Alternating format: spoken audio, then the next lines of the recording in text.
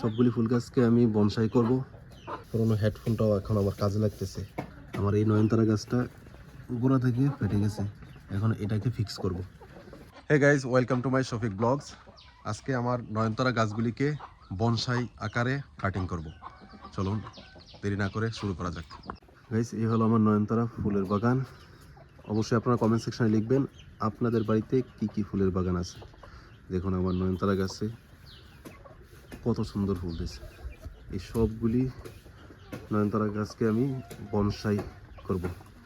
দেখুন কি সুন্দর করে বেঁধে দিচ্ছি। কয়েকদিন পরে এখানে কাটিং করব, এই জায়গাটায় কাটিং করব। এটাকেও কাটিং করে বনসাই আকার ধারণ করাবো। দেখেন, এটাকে বনসাই করতে গিয়ে আমি না, এটা ঘোরাতে আগেই ফাটা ছিল। এখন এটাকে ফিক্স করব। তো গাইস, এটাকে ফিক্স করার জন্য আমাকে একটা কাঠি নিতে হবে। এখানে একটা কাঠি বাঁধবো, এই কাঠিটা। আর কাঠির আপনি জানেন চারো সাইডে ধারালো থাকে। এটা নিয়ে নিলাম। এখন এটাকে এখানে ফিক্স করব।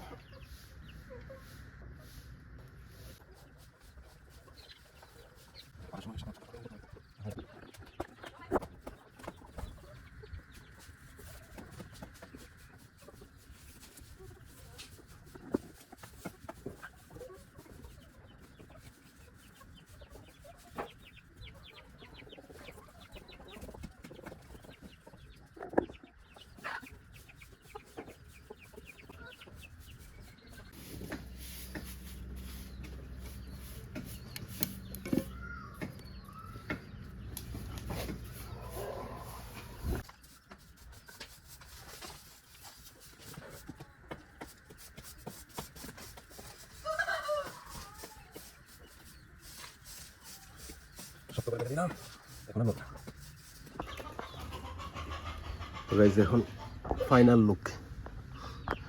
নয়নতারা গাছের এই গোড়াটা ফেটে গেছিল, এখন দেখেন কি সুন্দর করে ফিক্স করে দিলাম। একদম নিচ থেকে একদম টাইট করে বেঁধে একদম ফিক্স করে দিলাম। এখন দেখুন ফাইনাল লুক কি সুন্দর লাগতেছে।